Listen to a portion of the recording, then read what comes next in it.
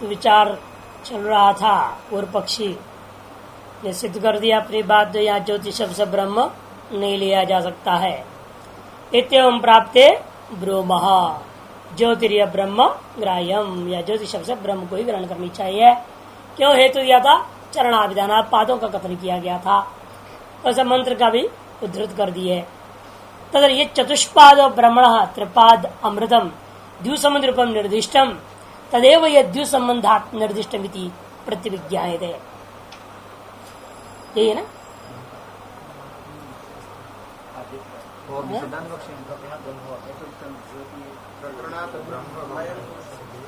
अच्छा, जब और आगे चला गया, ठीक है।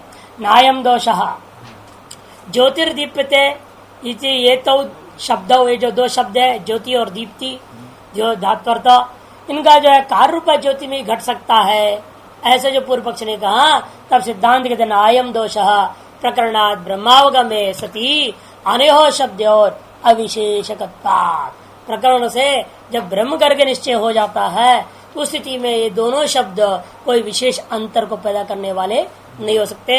अर्थात शब्द, ये दोनों शब्द ब्रह्म के व्यावर्तक नहीं हो सकते। विशेष करने वाला का मतलब विशेषम किम, सामान्य से भेद को व्यावर्तक, जो भेदक होता है, जो व्यावर्तक होता है, उसी का नाम विशेष है, वही प्रकार है।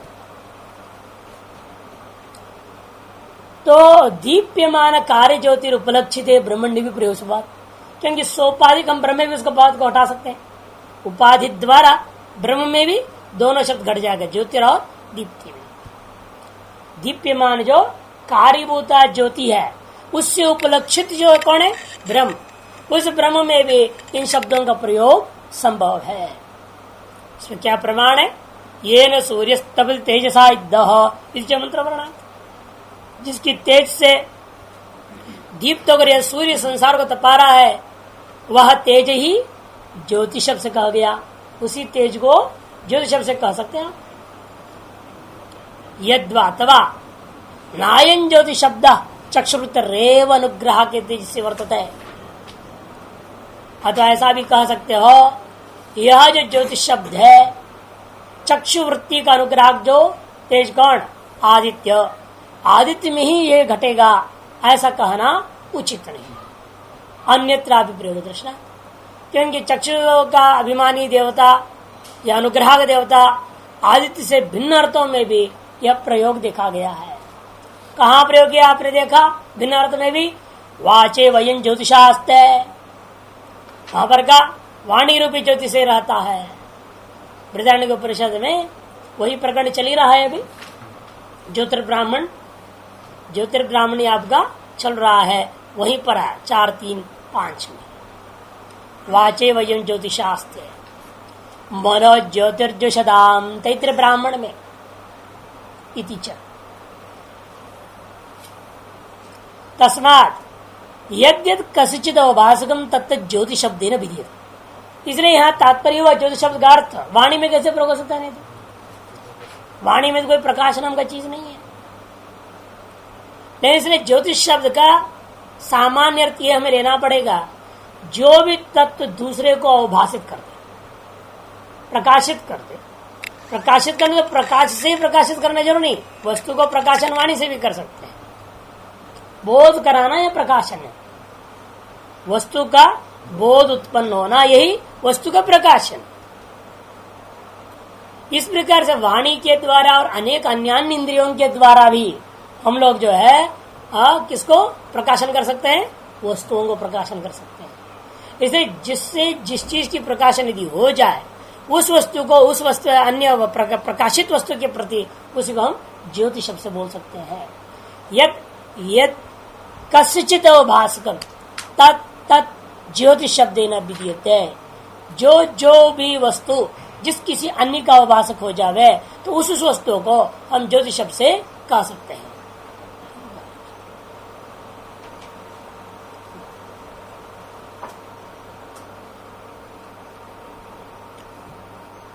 तो कहते तस्मात् यद्यद कश्चित् अवभाषकम तत् ज्योति शब्देन विधीयते तथा सति ब्रह्मणोपि चैतन्य रूपस्य। ऐसा जब निश्चय कर लिया, ब्रह्म भी क्या है? चैतन्य रूप वाला जो ब्रह्म है, समस्त जगत का अवभाषक होने से यहाँ भी ज्योति शब्द उपपन्न हो सकता है। इसलिए ब्रह्मणोपि चैतन्य रूप से समस्त जगत अवभास हेतुत्वात् उपपन्नो ज्योतिष शब्द। इसलिए यह चैतन्य रूप ब्रह्म जिसने समस्त जगत का ही अवभाषक होने के नाते अवश्य यहाँ पर ज्योतिष शब्द का प्रयोग करना अत्यंत युक्ततर हो जाएगा। तमेव भांतम अनुभाति सर्वम तस्य भाषा सर्वविधम विभाति। इस तरह से जो है कौशिक में भी है, कठोपनिषद में भी। तद्देवा ज्योतिषान ज्योतिर आयुर उपसत उपास्ते अमृतमिति इत्यादि श्रुतिभ्यश्च। तद्देवा ज्योतिषाम भी ज्योति, ज्योतियों का भी जो ज्योतिरुपास ब्रह्म को आयु रूपी गुण से उपासना करते हैं।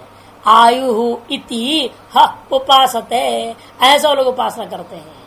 उसे क्या प्राप्त करते हैं? अमृतम में प्राप्त होती, अमृत भाव को प्राप्त कर जाते इत्यादि बृहदारण्यक में 4:4-16 में इत्यादि श्रुतिभ्यश्च। इस तरह से ब्रह्म में अतएव ज्योतिष शब्द अनेक जगह प्रयोग हुआ है और सारा जगत ही और जगत में जितने ज्योतिर्मय पदार्थ है इनके भी प्रकाश का कारणीभूत तत्व होने से ज्योतिषामपि ज्योति ही कह दिया गया है। यद्यपि उक्तम द्यू मर्यादत्तम सर्वगतस्य ब्रह्मणो नोपपद्यते इति, पूर्व पक्ष ने कहा था लेकिन यदि परब्रह्म परमात्मा लोग तो सर्वव्यापक है, उसे द्यूलोक पूर्वी मर्यादा कैसे स्थापित कर रहे हो? तब कहते हैं बात अब कहना ठीक है लेकिन यह कोई दोष नहीं है, अत्रोच्चत है। सर्वगतस्य ब्रह्मणः उपासनार्थ प्रदेश विशेष परिग्रहो न विरुध्यते। सर्वव्यापक उस ब्रह्म को भी उपासना करने के लिए हमें यदि किसी देश विशेष में उसको देश विशेष परिचिन्न रूप में परिग्रह करता हूं तो भी कोई दोष नहीं है। जैसे घटाकाश पटाकाश मठाकाश करके सर्वव्यापक आकाश को भी व्यवहारार्थ हम लोग घटाकाश रूप में ग्रहण कर लेते हैं। तो लौकिक व्यवहार करना है, कितना बड़ा डिब्बा खरीद के लाए? आपको 1 किलो वाला डिब्बा ले आना, 2 किलो वाला डिब्बा ले आना, व्यवहार होता है ना। इसका मतलब क्या? 1 किलो सामान आवे ऐसे घटाकाश से परिचिन घट को ले आना। कितनी आकाश वाला घट को लाओगे उतनी आकाश वाला घट लाओ जिस आकाश में 1 किलो सामान भर जाएगा, या नहीं? उसी का नाम घटाकाश है। घटाकाश उतनी है जितने से आप 1 किलो उसके अंदर माल भर सकते हैं। एक व्यवहार करने के लिए हमने इस व्यापक आकाश को भी घटाकाश पर परिग्रह कर लिया। व्यवहार कैसे करो? भेद कहां से लाओगे? इसीलिए जो है औपाधिकी जो है व्यवहारार्थ, जैसा आपने आकाश में भेद को स्वीकार कर परिच्छिन्नता को मान लिया है, मर्यादित कर दिया आकाश को, उसी प्रकार से हम उपासना करने के लिए क्या करेंगे? उस ब्रह्म को भी उपाधियों से परिच्छिन्न करके विशिष्ट करके मर्यादित करके ग्रहण करेंगे। इसलिए ननु उक्तम है ना, हमने एक और युक्ति दी थी, निष्प्रदेश में देश ही नहीं हो सकता। आकाश तो निष्प्रदेश वाला नहीं है ना, आकाश एक किंचित देश में है वो। अतः उसमें एक और देश कल्पना छोटी आपने कर दी, बड़ा देश में रहने वाला वस्तु को छोटे देश में परिकल्पना कर लिया। लेकिन जो देशों में रहता ही नहीं है, निष्प्रदेश वाला वस्तु है, उसमें आपने देश की परिकल्पना कैसे करोगे? ननु उक्तम मया निष्प्रदेश से ब्रह्मण प्रदेश विषय कल्पना नोपपद्यते इति। निष्प्रदेश वाला ब्रह्म के अंदर प्रदेश विषय कल्पना बिल्कुल युक्त नहीं है, बात हमने पहले कह दिया है। कदनायन दोष निष्प्रदेश से ब्रह्मण उपाधि विशेष संबंधात प्रदेश विशेष कल्पना उपपत्ति है। निष्प्रदेश वाला भले ही ब्रह्म है लेकिन उपाधि विशेष के साथ कल्पित संबंध के कारण से प्रदेश विशेष की भी कल्पना करने में कोई आपत्ति नहीं है। तथा ही इसलिए ही तो अनेकों उपनिषदों में इन चीजों को आप देख रहे हो क्या? आदित्य चक्षुषी हृदय इति प्रदेश विशेष संबंधी ब्रह्मण उपासना श्रूयन्त।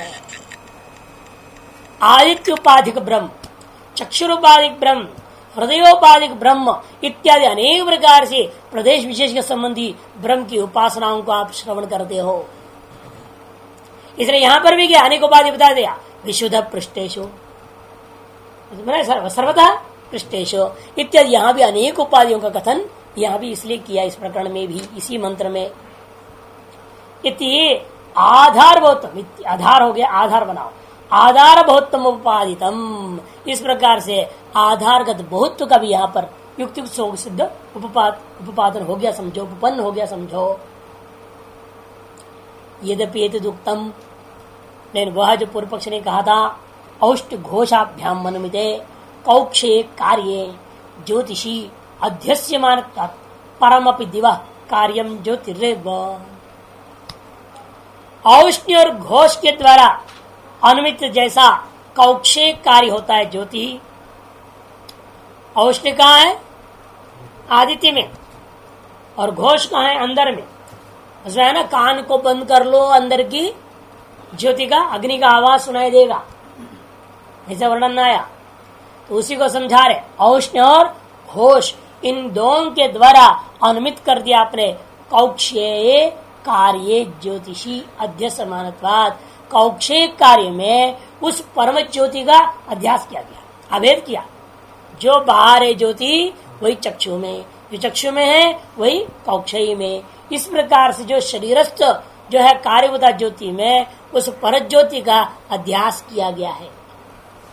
इसलिए परमपि दिवः कार्यमेव ज्योति, इसलिए जो परम ज्योति जो कहा है, दूसरी जो परे है वह ज्योति भी कार्य रूपा ही ज्योति होगा।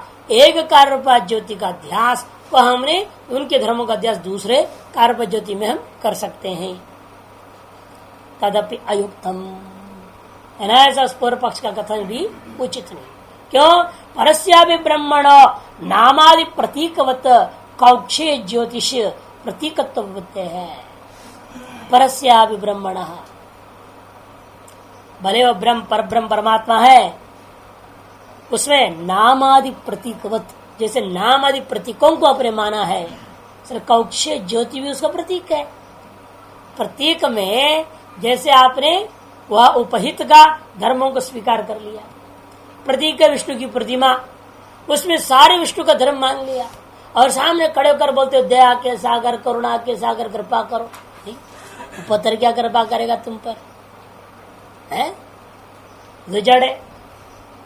लेकिन नहीं, उसमें आपने इसको विष्णु का प्रतीक माना, और प्रतीक में इतनी श्रद्धा कि लगता है को मूर्ति से फल मिल जा रहा है, अब ये मूर्ति फल दे देगा, ऐसी बात। तो प्रतीक में हमेशा इस प्रकार की भावना की जा सकती है। अतः नाम में ब्रह्म की उपासना, नाम ब्रह्म उपासित, तो नाम में ब्रह्म दृष्टिया उपासना करने जैसे कहा, उसी प्रकार कौक्षय अग्नि में भी, ज्योतिर्में भी ब्रह्म की उपासना करने में कोई आपत्ति नहीं है, कि वो भी एक प्रतीक है, अनेक प्रतीकों में से वो भी एक है। दृष्टंच श्रुतंच उपासित तो प्रतीक द्वारकं दृष्टत्वंच भविष्यति, और दृष्टं श्रुतंच उपासित जो कहा गया तो परिचन्न वाला मामला है। कहते नहीं, वो भी उपाधि द्वारा उसमें ले लो, उपाधि द्वारा वह भी ब्रह्म घट जाएगा। प्रतीक द्वारकं दृष्टत्वं श्रुतत्वंच भविष्यति ब्रह्मणि, यदि भी उत्तम अल्प फल श्रवण, लेकिन चाक्षुष्य का फल दिया ना उसने, श्रावण फल मिलेगा, ये तो अल्प फल है, और अल्प फल में इतना बड़ा ब्रह्म दृष्टि से उपासना करना ठीक नहीं। इसलिए भी हम कहते हैं यहाँ ब्रह्म नहीं है, ऐसे पूर्व पक्ष ने कहा था, अल्प फल श्रवणात् न ब्रह्म इति यद्यपि उक्तम तद अनुपपन्नम, वो भी अनुपपन्न ही है, क्योंकि मोक्ष के अलावा बढ़कर कोई फल नहीं होता। उससे बिल्कुल जितने भी संसार का फल है सब ब्रह्म उपासना से प्राप्त होता है। इसलिए परंच अपरंच ब्रह्म, ब्रह्म तो पर भी है, ब्रह्म अपर भी है, जो चाहो सो मिलेगा। इसलिए ओम में अ मात्रा से का इस लोक को प्राप्त करोगे, ओ मात्रा से स्वर्ग आदि को प्राप्त करोगे, ये तो कहा है ना। इसलिए कहते देखो, नहीं यते फलाय ब्रह्म आश्रम यते नौति नियम हेतु अस्ति, अमुक अमुक फल के लिए ब्रह्म को आश्रित करके उपासना करनी चाहिए ब्रह्म दृष्टिया, और अमुक फलों के लिए नहीं करना चाहिए, ऐसे आप कोई व्यवस्था दे नहीं सकते। अब देखिए ना, आप भी अमुक हो वही जो है राम का एक्टिंग कर सकता है, ऐसा है क्या? ब्राह्मण हो, अमुक गोत्र का हो, या क्षत्रिय हो, अमुक गोत्र का हो, वही राम का एक्टिंग कर सकता, ऐसा कोई नियम है? और शूद्र हो, बड़ा मोटा तगड़ा दारू मांस खाने वाला पीने वाला उठपटांग आदमी हो वो रावण की एक्टिंग करेगा, ऐसा कोई नियम है? अरे उस राम की एक्टिंग कोई भी कर देता है, शूद्र भी कर सकता है। रामलीला में तो पता नहीं कैसे कैसे जात पात वाले रहते हैं, सब रहते हैं। और उत्कृष्ट पद को भी वो एक्टिंग कर रहा है कि नहीं कर रहा है। और हो सकता है कोई ब्राह्मण और रावण का एक्टिंग करे। इसलिए ये कोई नियम नहीं है कि भाई अमुक फल पाना है तो इधर उत्कृष्ट दृष्टि से करो और निकृष्ट फल पाना है तो अमुक दृष्टि से करो, ऐसा कोई बात है। और शूद्र भी राम के रूप में खड़ा है तो उसको भी आप आरती उतार देंगे, वेश पहन रखा है ना वो। आप ये नहीं देखेंगे उस समय शूद्र है, ये भंगी है, ये आपके लिए तो उस समय वो राम है। यही होता है ना। क्यों? आपको मालूम भी है ये शूद्र है, फिर यह भी मालूम है आपको इस समय राम के रूप में मैं इसको देख करके उसकी पूजा कर रहा हूं, इसे राम मुझे फल देंगे। ये शूद्र नहीं देता है ना। तो इसलिए आपके अंदर क्या हुआ, इसका मतलब है फल के लिए दृष्टि जो होती है वह दृष्टि में उच्च और नीच का कोई भेद नहीं होता। छोटा सा फल के लिए भी बच्चा क्या जाता है, बच्चा मंदिर में जाके करता क्या है, बोलते हमको पास कर दो भगवान। भगवान पास करने के लिए होता है? अब आप जाते हो भगवान से ज्ञान मांगते हो, मोक्ष मांगते हो, बताओ एक ही है ना, वही है भगवान। उसी से एक ने क्षुद्र मांगा और बिल्कुल छोटा सा बच्चा को ले जाओ, वो कहेगा हमारे मम्मी पापा हमको आइसक्रीम नहीं खिलाते, भगवान तुम मुझे आइसक्रीम दिला दो। वो तो आइसक्रीम में रहता है, उसको टॉफी चाहिए, आइसक्रीम चाहिए, बात खत्म हो। तो भगवान से वही मांगेगा, उसको कोई लेन देन मोक्ष। भगवान की क्या सामर्थ्य है, भगवान मोक्ष भी दे सकता है, उसे क्या मतलब है? इसलिए हर स्थिति में देखो हर व्यक्ति अपने अपने हिसाब से मांगता है। कोई लड़का जाता है, कोई लड़की जाता है, कोई अच्छा पति चाहिए, कोई अच्छा पत्नी चाहिए, मांग रहा है। जैसा जिस स्टेज में है वो चीज वही, तत्व वही मंदिर में सब जा रहे हैं और सब अलग अलग फल मांग रहे हैं। इधर भगवान नाराज हो जाएंगे, हमसे क्यों छोटा फल मांगा भाई, हमें नहीं देंगे तुमको। वो छोटा फल कर जाओ, उधर छोटा देवता के मंदिर में जाओ। ऐसा कभी भगवान भी नहीं करते। भगवान उल्टा करे, यो यथा माम प्रपद्यन्ते तांसते वजाम्यहम्। कोई मुझे औरत मान ले, मुझे पत्नी मान ले, मैं उसका पत्नी भी होने को तैयार हो बोल। अब बताओ, और हुए भी, किसी के पत्नी हो गया, किसी के बहू हो गया, किसी का भाई हो गया, किसी कुछ हो गया, सब कुछ हो गया।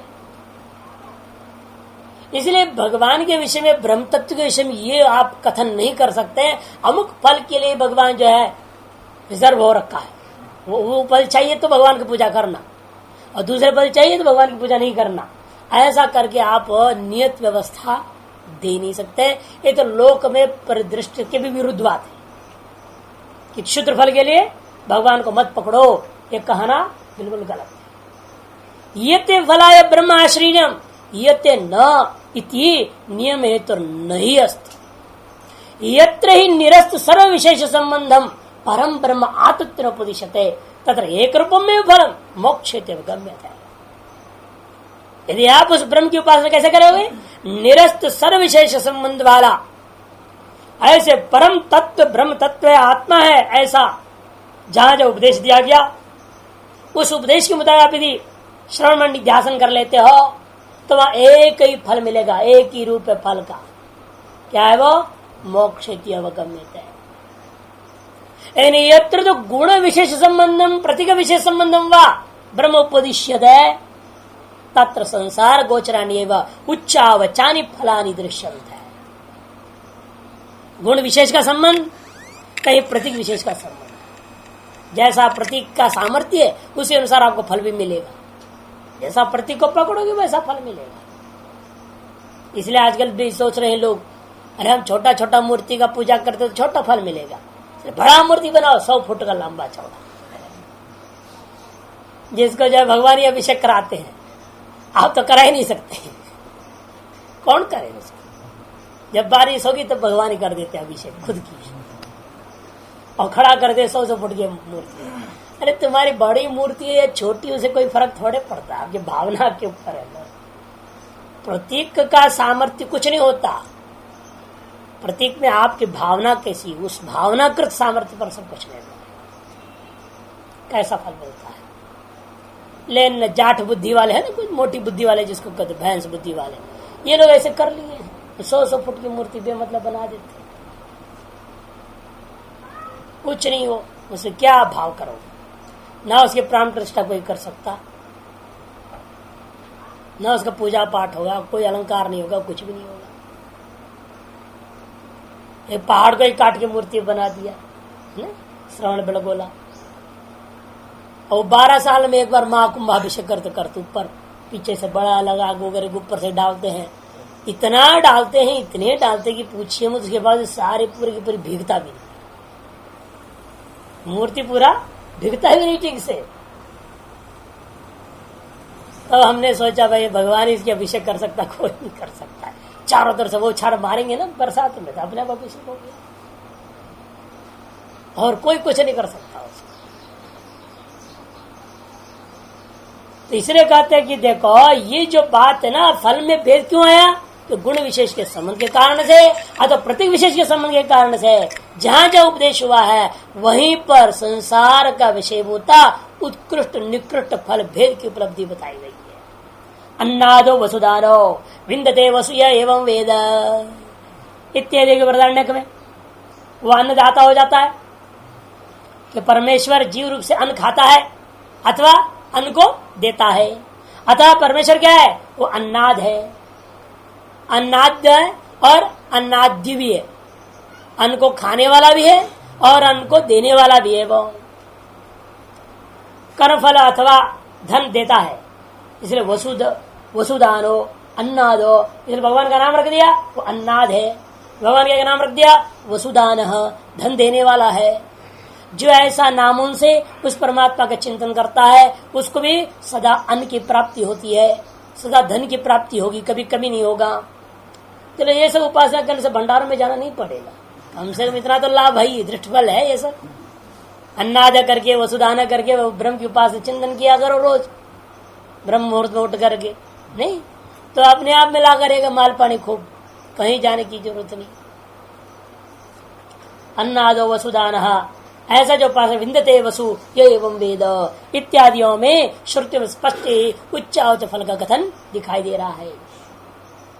यद्यपि अब आगे वापस मुख्य बात में, स्ववाक्य किंचित दोष ब्रह्मलिंगम नास्ति, यद्यपि जिस वाक्य को लेकर विचार कर रहे हैं उस वाक्य में आगे पीछे कहीं भी देखो तो ब्रह्म का कोई बोल, ब्रह्म परख सिद्ध करने वाला कोई शब्द नहीं है, लिंग नहीं है। तथापि फिर भी पूर्वस्मिन् वाक्य दृश्यमान ग्रहीतव्यम भवति, पूर्व वाक्य में विद्यमान जो चतुष्पाद है, चरण है, उसी को यहाँ ग्रहण करनी चाहिए। उसी के आधार पर संन्यासपति न्याय के समान पूर्व विद्या और पर विद्या का बीच में विद्यमान इस विद्या ज्योतिर्विद्या में भी जल शब्द वाच्य ब्रह्म करके निर्णय लेना पड़ेगा। पूर्व विद्या थी गायत्री विद्या और आगे आ रही है शांडिल्य विद्या, दोनों के बीच में ज्योतिर्विद्या छांदोग्य में। इसलिए कहते हैं कि देखिए तदुक्तम सूत्रकारेण, इसी बात को सूत्रकार ने इसलिए संकेत करते हुए कहा ज्योति ही चरणाविधानात्, चरण का विधान है, स्ववाक्य में चरण तो है नहीं। जिस वाक्य में ज्योतिष शब्द आया जिस पर आप निर्णय करने जा रहे विचार कर रहे हैं, इस वाक्य में कहीं भी पादों की कल्पना और कथन है नहीं। सूत्रकार करें चरणाविधानात्, इसे समझना पड़ेगा अव्यवहित पूर्व वाक्य, पूर्व विद्या में भी बीच में कहीं नहीं बोला गया, पूर्व विद्या का अंतिम मंत्र है वो, और पर विद्या का व्यवहित पूर्व में विद्यमान 17वां। इसलिए कहते हैं कथम पुनर्वाक्यांतर्गत न ब्रह्म सन्निधान न ज्योतिष श्रुति स्व विषय अशक्या प्रत्यावयितुम, विषयाशक्या प्रत्यावयितुम, विषयात ऐसा करो, स्व विषयाशक्या प्रत्यावयितुम कथम पुनः वाक्यांतरेण ब्रह्म सन्निधान, वाक्यांतर्गत ब्रह्म की सन्निधि को लेकर के ज्योतिष शब्द का जो साक्षात श्रुत अर्थ को परित्याग करके अश्रुत अर्थ की परिकल्पना का स्वीकार करने में क्या कारण है, ये पूछ रहा है। कथम प्रत्यावयितुम शक्या, आप ऐसे जो है ज्योतिष शब्द का जो श्रुत शब्द है, श्रुतार्थ त्याग करना उचित नहीं होता है जब तक कोई पुष्ट दृढ़ बलवान न प्रमाण न हो, श्रुतार्थ त्याग, अश्रुतार्थ परिकल्पना, ये दोष है। ये त्रिदोष को वही स्वीकार करते हैं जहां परिसंख्या विधि होती है। परिसंख्या विधि में यह दोष विभूषण होता है, और यहाँ कोई विधि तो है नहीं, यहाँ कोई परिसंख्या विधि भी नहीं है, विधि ही नहीं है वास्तव में, परिसंख्या तो सवाल नहीं। अरे श्रुत त्याग करना बिल्कुल यह उचित नहीं होता। फिर आपने कैसे त्याग कर दिया? श्रुतार्थ त्याग करके अन्य वाक्यस्थ, वो भी अन्य प्रकरण, अन्य विद्यास्थ, इसी प्रकरण का इसी विद्या में स्थित भी नहीं है, अन्य प्रकरणस्थ अन्य विद्या में स्थित वाक्यांतर्गत ब्रह्म रूपी को सन्निधि मात्र से अव्यवहित पौर्वापरि वाक्य होने के कारण मात्र से ही आप इसका स्वार्थ को परित्याग करके परार्थ स्वीकार कर रहे हैं। इसमें क्या प्रमाण है? क्यों ऐसा कर रहे हैं? कथम स्यात् केन प्रकारेण इति नैष दोष। अरे दोनों वाक्यों में तो देखिए, त्रिपादस्यामृतम दिवी, दिवी है, यद अतः परो दिवो। इस वाक्य में क्या है? अतः परो दिवः, वहां सप्तम्यंत द्यू शब्द है, यहाँ जो पंचम्यंत दिव शब्द है तो दोनों जगह वही। यही सादृश्यता प्रतिविज्ञा का कारण हो गया। जो दिवः और दिवी शब्द है ना, यही प्रतिविज्ञा का सादृश्यता को पकड़ा दिया। यहाँ जो ज्योति है वो वहां कथित ब्रह्म ही है। इसमें कैसे ज्ञापन हुआ? बीच में एक हमको सादृश्यता का हेतु मिल गया, दिवी शब्द। इसलिए कहते प्रथमतर पठितेन, इस वाक्य में प्रथमतर पठित कौन है? यच्छ, यद्दतः परो दिवो ज्योति यच्छ। उस यच्छ के द्वारा सर्वनामना द्यू संबंधा, उसका द्यू के साथ संबंध कर दो। प्रत्यभिज्ञायमाने, उसका द्यू संबंध का बोध करा दिया। यच्छ ने क्या कर दिया? द्यू के साथ संबंध का बोध करा दिया है। पूर्व वाक्य निर्दिष्टे ब्रह्मणि स्व सामर्थ्य परामृष्टे सती, इसे पूर्व वाक्य में निर्दिष्ट ब्रह्म में ही स्वगत सामर्थ्य के द्वारा, स्वगत सामर्थ्य क्या है? द्यू संबंध, तो द्वारा ही क्या कर दिया उसने? पूर्व वाक्य निर्दिष्ट ब्रह्म के साथ बोध को परामर्श करा दिया। अर्थात ज्योति शब्द से अपनी ब्रह्म विषयत्व उपत्य है। इसलिए इसी कारण से ही ज्योति शब्द वाच्य ब्रह्म विषयत्व उत्पन्न हो गया। तस्माद ज्योतिरिति ब्रह्म प्रतिपत्तव्यम, इसलिए हाँ ज्योति शब्द से ब्रह्म घर के ही ग्रहण करना चाहिए। अरे देखो, कहते ये कैसा हो सकता है? वह दिवी या दिवा, और दूसरा अन्यत्र गायत्री को तो त्रिपाद बताया गया है, यहाँ आप चतुष्पाद कह रहे हैं। त्रिपाद गायत्री लोक में प्रसिद्ध है, चतुष्पाद गायत्री भी है लेकिन प्रसिद्ध नहीं। वो तो बता दिया कि सन्यासियों को उसमें अधिकार है। चतुष्पाद गायत्री, त्रिपाद गायत्री में ही ब्राह्मण क्षत्रिय वैश्य का, वो भी ब्रह्मचारी गृहस्थ और वानप्रस्थियों को अधिकार होता है, ऐसे बताया। लेकिन प्रसिद्धि के अनुसार, लोकानुसार, अन्य श्रुति के आधार पर भी यही होता है। और दूसरी बात यहाँ पर कहते हैं गायत्री शब्द है, वहां जो दिव्य आदि घटाना पड़ेगा, सारा चीज को गायत्री शब्द में घटानी पड़ेगी। और गायत्री शब्द बहुत ही छंद है, छंद में सब चीज को घटाना पड़ेगा, ये पूर्व पक्ष कहता है। इसलिए पूर्व वाक्य में भी ब्रह्म का कथन ही नहीं हुआ। चरणाविधान से, पादाविधान से भी ब्रह्म का कथन नहीं है। वो पादादि का अभिधान जो हुआ है वो गायत्री में अभिधान हुआ, छंद में अभिधान हुआ, ब्रह्म के लिए नहीं। क्योंकि गायत्री शब्द प्रसिद्धार्थ छंद है, ब्रह्म नहीं। ये पूर्व पक्षी कहता है, तो सिद्धांत कहते नहीं। छंदो अभिधानात् नेति जन्म तथा चेतर्पण निगदात् तथा ही दर्शनम। छंदो अभिधानात्, पूर्व पक्षी कहता है भाई यहाँ तो छंद का विधान हुआ है। गायत्री छंद, अनुष्टुप छंद, अनेक छंद जैसे होते हैं, वैसे छंद विशेष का कथन हुआ है। इसलिए यहाँ न ब्रह्म का कथन नहीं हुआ। चेत न, ऐसा मत।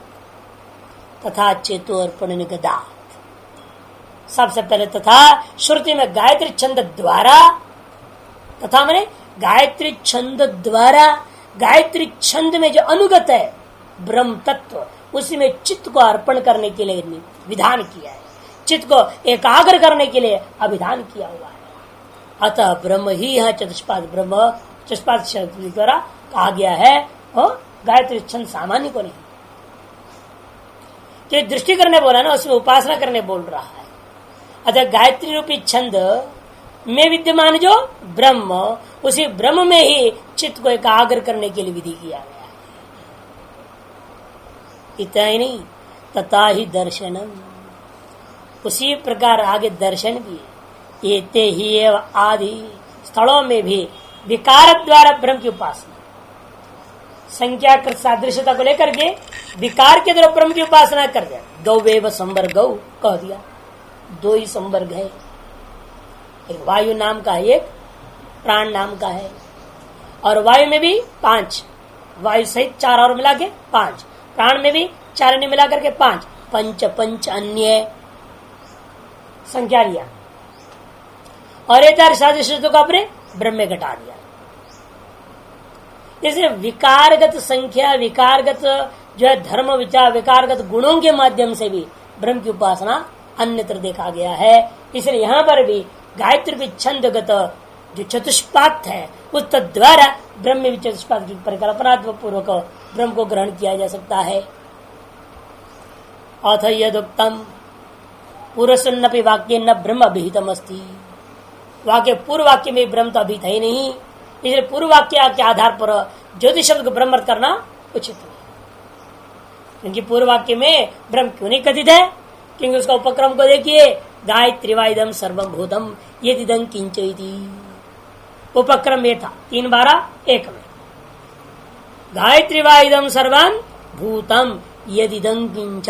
यदि गायत्री आख्य से छंदसो अभिहितत्वात्, गायत्री नामक छंद का वही वहां कथन हुआ है। तत्परिहर्तव्यम, ऐसा पूर्व पक्षी ने कहा।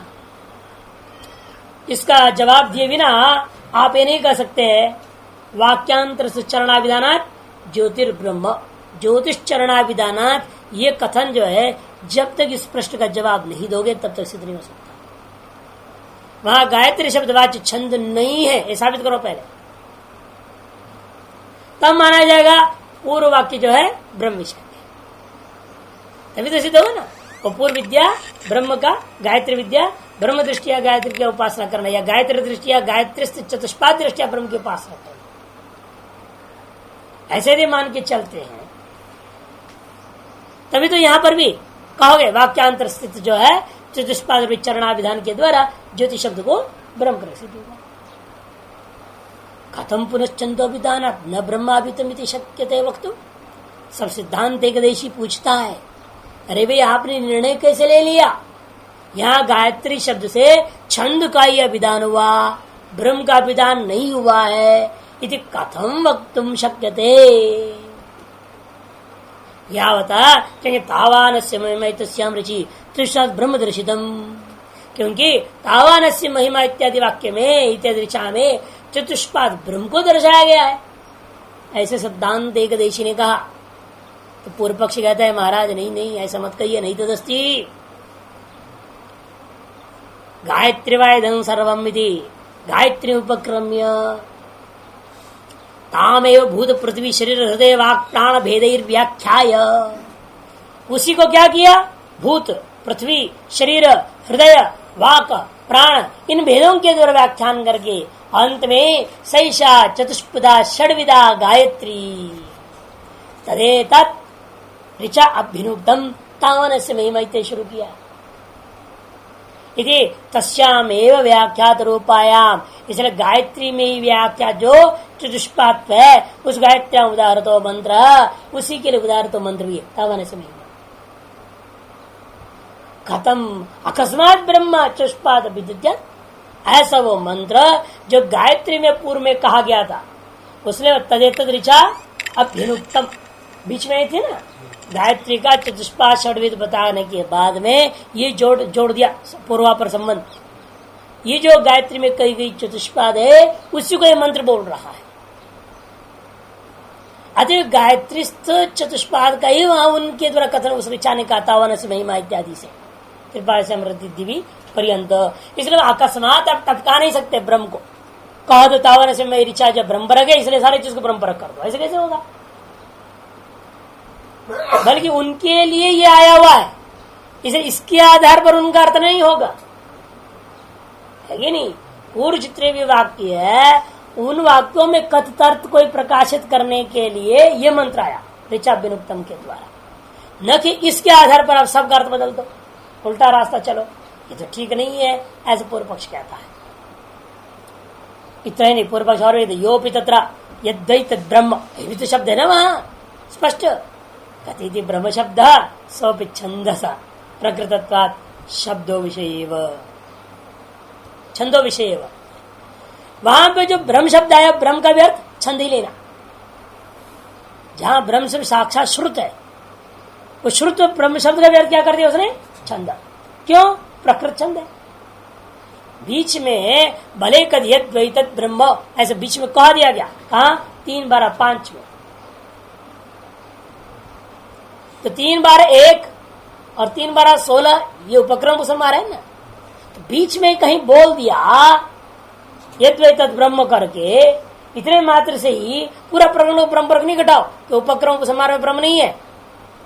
इसलिए मध्य में जो पद शब्द है उनको क्या करना चाहिए, प्रकरण के आधार पर उनके आदि अर्थ को बदल देना चाहिए। यह पहले कर रहे, आकाश शब्द का अर्थ बदल दिया, प्राण शब्द के प्रकरण आदि आधार पर कहा दिया, ब्रह्मलिंग है वहां पर, और यह छंद का लिंग है।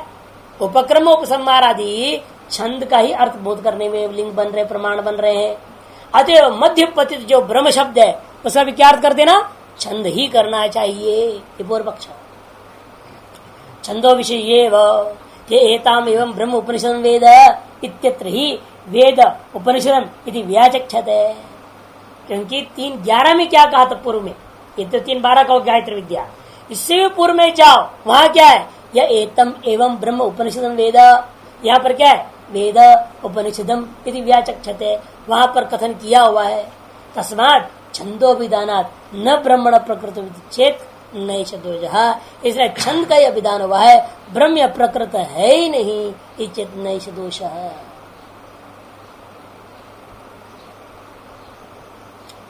अच्छा, जो इस प्रकार से ब्रह्मोपनिषद माने वेद रहस्यमय मधु विद्या को जानता है, वहां ये ना पहले मधु विद्या है, गायत्री विद्या से पहले मधु विद्या ही है, वहां पर ब्रह्म शब्द से आपने लिया मधु विद्या को, वहां ब्रह्म शब्द से आपने शुद्ध ब्रह्म नहीं लिया है, ये नहीं सोपाधिक ही लिया है ना, ऐसे यहां पर भी छंदोपाधिक ले लो, छंद को ले लो, शुद्ध नहीं लेना चाहिए। इसलिए दृष्टांत ये तम एवं ब्रह्मोपनिषद वेद, वहां पर क्या कहा, जो इस प्रकार इस ब्रह्मोपनिषद यानी वेद का रहस्य में, ब्रह्म शब्द में आपने लिया वेद, ब्रह्मोपनिषद मान वेदोपनिषद मान वेदों का रहस्य पूर्ण, यह जो मधु विद्या को जो जानता है इत्यादि शब्दों से वहां पर कहा है, वहां ब्रह्मोपनिषद का अर्थ आपने कर दिया वेद का रहस्य पूर्ण विद्या, ब्रह्म का अर्थ वेद, इसलिए यहां पर भी हम कहेंगे ब्रह्म का अर्थ छंद लो, बात करता। इसे ठीक मधु विद्या में भी ब्रह्म शब्द आया था, वह ब्रह्म शब्द से शुद्ध ब्रह्म न लेकर के वह ब्रह्म शब्द का अर्थ अपने वेद लिया है। उसी पर इस गायत्री विद्या के मध्य में पतित ब्रह्म शब्द का अर्थ आप शुद्ध ब्रह्म मत लीजिए, ब्रह्म शब्द का अर्थ छंद लेना चाहिए प्रकरणानुसारेण, चेत नैष दोषः, तब मुख्य सिद्धांति आया। तथा चेतो अर्पण निगदात कर सूत्र, तथा चेतो अर्पण निगदात, तथा गायत्र्या की छंदोद्वारेण तदनुगते ब्रह्मणि चेतसो अर्पणम चित्त समाधानम अनेन ब्राह्मण वाक्येन निगद्यते गायत्री वायदम सर्वम इत्यादि। असल में ये जो वाक्य गायत्री कर क्या रहा है, गायत्र्या के छंद द्वारा उस गायत्र्या के छंद में ही अनुगत जो ब्रह्म, उस ब्रह्म में चित्त को स्थापित करना है, चित्त का समाधान करना है, उसका उसी के लिए ही इस वाक्य के द्वारा कथन किया, विधान किया गया है गायत्री वा इदम सर्वमिति। यथा पहले अन्य छंदों उसी छंद में सर्वम खल्विदम ब्रह्म तज्जलान शांति उपासीत, सर्वम खलु इदम ब्रह्म, इधर आपने यहां पर कहे सर्वम इदम खलु गायत्री, सदृश है नहीं, सर्वम खलु इदम ब्रह्म का वहां तो ब्रह्म बाद में रखा, सर्वम इदम पहले रख दिया, और उल्टा पहले गायत्री रख दिया, बाद में सर्वम इदम रख दिया है। सादृश्यता तो वही है। इधर गायत्री ब्रह्म का जो है गायत्री शब्द वाच्य ब्रह्म लेने में कोई आपत्ति नहीं है। नहीं अक्षर सन्निवेश मात्राया गायत्र्या सर्वात्मकतम संभवती। आगे ना, क्योंकि छंद सर्वात्मक हो नहीं सकता। कि छंद क्या है? अक्षरात्मक। 24 अक्षरों रूपा अक्षर स्वरूपा है, और अब 24 अक्षर रूपा गायत्री में से सारा जगत ब्रह्मांड समावेश हो जाएगा क्या? इदम सर्वम उसे समावेश होना चाहिए। इन 24 अक्षरात्मिका गायत्री में जो शब्द रूपा गायत्री के अंदर समस्त जगत का जो सन्निवेश नहीं हो सकता। अतएव गायत्री शब्दवाच्य ब्रह्म ही लेना पड़ेगा। इसलिए कहते हैं कि भाई क्योंकि नहीं अक्षर सन्निवेश मात्राया गायत्र्या, अक्षर विशेष का सन्निवेश विशेष का स्वरूप होता इस गायत्री के अंदर सर्वात्मकत्व संभव नहीं है। तस्मात् गायत्र्या की विकार अनुगतम जगत कारण ब्रह्म तदिह सर्वमित्युच्यते है। इसलिए गायत्र्या के विकार होता छंद में अनुगत जो ब्रह्म है वह ब्रह्म कैसा है? जगत का कारण होता ब्रह्म, उसी को ग्रहण करना चाहिए। इसी बात को समझाने के लिए यह अपने अस्मिन वाक्य सर्वमित्युच्यते सर्वम शब्द प्रयोग हुआ। यथा सर्वम खल्विदम ब्रह्म इत, जैसे वहां देखा गया वैसे यहां भी ग्रहण कर। कार्य कारणाद व्यतिरिक्त वक्ष्यामः, और कार्य जो है कारण से भिन्न नहीं होता, ये बात हम कथन स्पष्ट कर रहे हैं। तद अनन्यतम आरंभण शब्दादिभ्य इत्यत्र, तद अनन्यतम आरंभण शब्दादिभ्य, इस अधिकरण में द्वितीय अध्याय प्रथम पाद 14वें सूत्र में विचार विस्तार से करने वाले हैं। तथा अन्यत्रापि, इसी प्रकार अन्यत्र भी विकार द्वारा ब्रह्मण उपासना दृश्यते, विकार के द्वारा ब्रह्म की उपासना कर दी गई है। ब्रह्म दृष्टिया विकार में उपासना करना भी होता है और विकार द्वारा ब्रह्म की उपासना करना भी होता है। कहाँ देखा आपने विकार द्वारा ब्रह्म की उपासना? कदे तो ये वृजा महति उक्थे मीमांसन्ते एतम अग्नौ अध्वर्यव एतम महाव्रते छंदोगाः इति ऐत्रेयारण्यक। ऋग्वेदी उस महान उक्त शस्त्र की उपाधि में अनुगत उसी परमात्मा की उपासना करते हैं, अर्थात उक्त की परमात्म दृष्टि उपासना। उक्त नामक वस्तु की, उक्त एक शस्त्र विशेष है जो होता वगैरह पाठ करते हैं, उसमें ब्रह्म दृष्टि से उपासना करने होगा। इसी में यजुर्वेदी अध्वर्यो परमात्मा की उपासना करता है। कैसे? किस उपाधि में रहते वक्त? अग्नि रूप उपाधि में उसी की उपासना करता है। एते भवृचा महति उक्ते मीमांसन्ते एते अग्नौ अध्वर्यः एतम महाव्रते छंदोगाः। और सामवेदी लोग क्या करते हैं? महाव्रत नाम के याग में उस परमात्मा दृष्टि से परमात्मा की उपासना करते हैं। विकार ये सब चीजें, उक्त एक शस्त्र विशेष पाठ है, पाठ करना एक विकार है, उस विकार में ब्रह्म दृष्टि करने बोल दिया।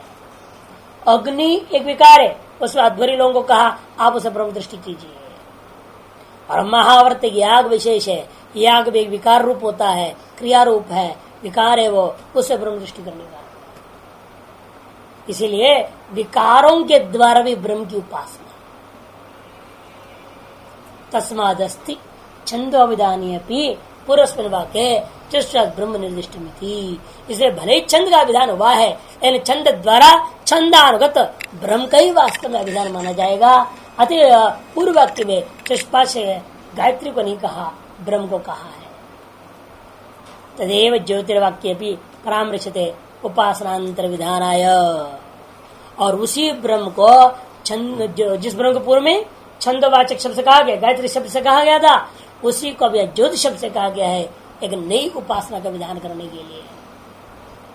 अनेकों उपासना का विधान हो ही रहा है छांदोग्य में। विभिन्न उपासनाओं का विधान करने के लिए अन्य अन्य शब्दों के द्वारा एक ही तत्व का बारंबार कथन किया जा रहा है। कहीं ज्योति शब्द से, कहीं गायत्री शब्द से, कहीं मधु शब्द से, अलग अलग शब्दों।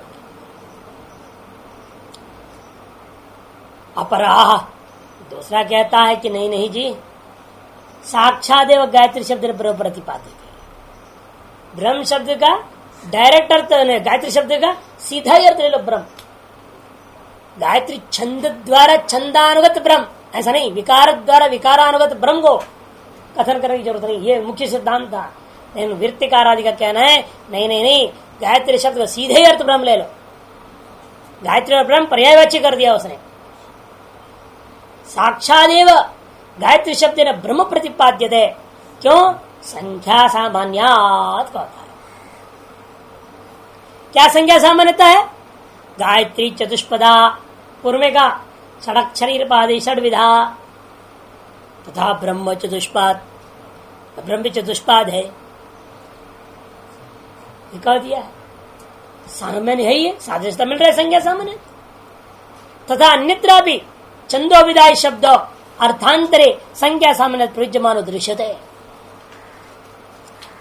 ठीक इसी प्रकार से अन्य में अन्यत्र भी छंदो विदाई शब्दों अर्थांतरे, छंद का विधायक शब्दों को अर्थांतर में माना गया। कहा? वही विराट उपासना जो संख्या को लिया ना, तो वाय तो दो संवर्गो वायुर्वे देवेशो प्राण प्राणेश में वहां पर लिया हुआ है। शैव विराट अन्नादि आगे दे रहे हैं ना यहाँ पर। तद यथा तेवा ये पंचन्ये पंचन्ये दश संतस तत्कृतम इति उपक्रम्या सैषा विराट अन्नादि। कृतम कहते तत्कृतम, वो कृताय कृताय विचिताय इत्यादि आए थे ना वहां पर। तो क्योंकि वो कृत नामक 4 संख्या वाला पासा होता है, 3 संख्या वाले का नाम त्रेता, 2 संख्या वाला द्वापर, 1 संख्या वाला कली। और कृत में क्या हो गया? 4, 4 में 3 लय होगा, 4 3 7 हो गया। 2 भी 3 के अंतर्गत है, 3 में लय कर दो 9 हो गया, 1 और उसमें लय कर दो 10 हो गया। तो 0 को हटाओ फिर 1 में रह गया, इसलिए वही पूर्ण है एकत्व संख्या। एक में द्वितीय का बोधक हो गया, इसलिए वही कृताय है, ऐसे कह दिया ब्रह्म का बोधक होने से। और उसी में आगे क्या बोला? सैषा विराट अन्नादि। सैषा विराट वह है जो विराट, विराट क्या है? छंद विशेष है, क्योंकि छंद में भी 10 अक्षर होता है।